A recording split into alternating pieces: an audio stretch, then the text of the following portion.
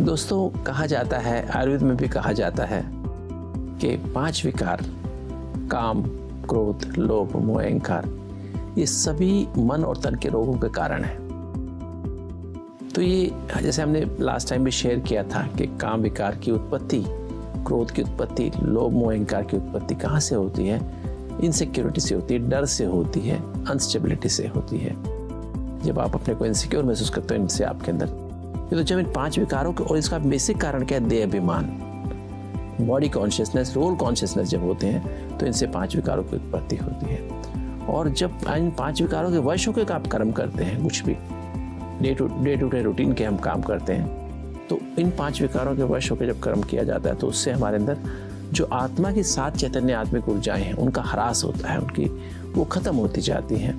जैसे आत्मा के पास एक सत्य की समझ है कि मैं देह नहीं, मैं देह को चलाने वाली आत्मा हूँ, परमात्मा की संतान हूँ, और जो भी अभी तक इस सृष्टि में हुआ है वो मेरे अपने किए कर्मों का फल है। जो भी हुआ है, ये हो रहा है, वो मेरे किए अपने, जो मैंने बोया वही मुझे काटना है, और अभी मैं अपने कर्म सुधार लूँ तो मेरा भविष्य अच्छा होगा।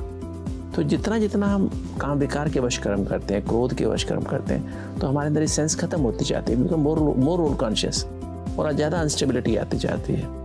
हमारी एनर्जी खत्म होती, पवित्रता की एनर्जी, शांति खत्म होती जाती है, सत्य प्रेम, सच्चा प्रेम खत्म होता जाता है, सुख की फीलिंग, आनंद की फीलिंग खत्म होती है, हमारे पास सहन शक्ति खत्म होती जाती है। तो हमारे अंदर एक एनर्जी, हमारे अंदर एनर्जी जो हमें विल पावर देती है, वो हमें उत्साह देती है, वो खत्म होने से हमारे अंदर आलस्य जागरण होने लगता है।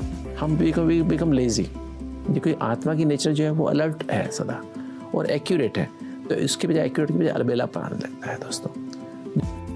और हम समझेंगे कि कैसे हमारे अंदर लोभ, मोह, अहंकार से और हमारे अंदर कौन सी आदतें बन जाती हैं जिसके वश होकर के हम कर्म करते हैं, जिससे हम दिन प्रतिदिन भिन्न भिन्न रोगों के वश में होते जाते हैं। ओम शांति।